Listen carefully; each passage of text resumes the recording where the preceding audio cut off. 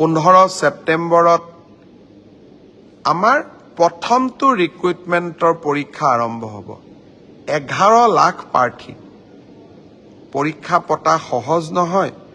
যোৱাবাৰ প্ৰাৰ্থী কম আছিল কাৰণে চেণ্টাৰ কম আছিল। এইবাৰ চেণ্টাৰো বহুত, প্ৰত্যাহ্বানো বহুত। কালিৰ পৰা আমি প্ৰস্তুতি কৰিম যাতে পৰীক্ষা সুন্দৰ কৰি হয় আৰু পৰীক্ষা আমি যাতে সফলতাৰে পাৰ কৰিব পাৰোঁ। পৰীক্ষাত নকল কৰা বা পৰীক্ষাত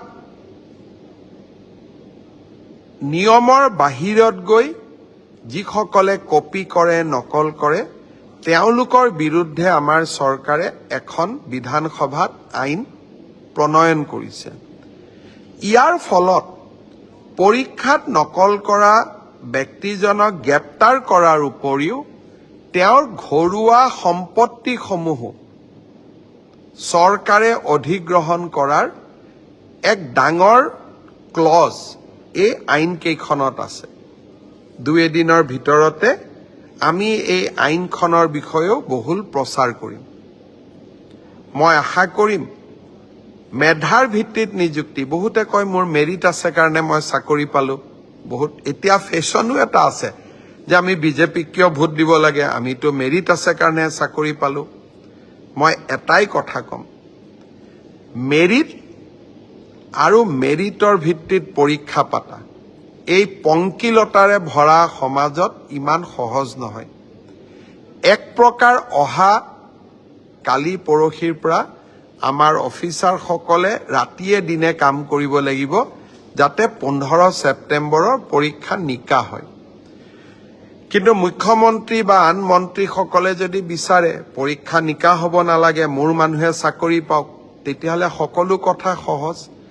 7ৰ বিপৰীতে গৈ আমি কাম কৰিছোঁ। পৰীক্ষা নিকা হওক, আমাৰ মানুহে পাওক নাপাওক, মেধাৰ ভিত্তিত চাকৰি হওক। এই সংকল্পক সিদ্ধিলৈ ৰূপান্তৰ কৰা এটা অতি কঠিন কাম। 15 ছেপ্টেম্বৰত আমি আকৌ এটা শিক্ষাৰ্থীসকলেও পৰীক্ষা দিব, চৰকাৰেও এটা কঠিন পৰীক্ষাৰ সন্মুখীন হ'ব। মই আপোনালোকৰ সহায় সহযোগিতা বিচাৰিম।